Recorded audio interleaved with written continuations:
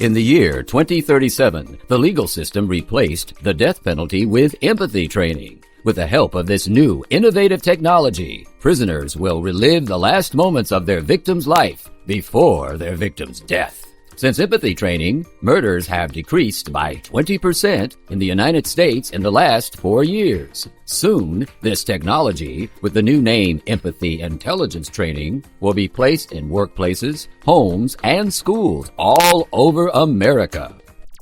This presentation has been brought to you by the manufacturer of the new supersonic AR-27 supersonic rifle.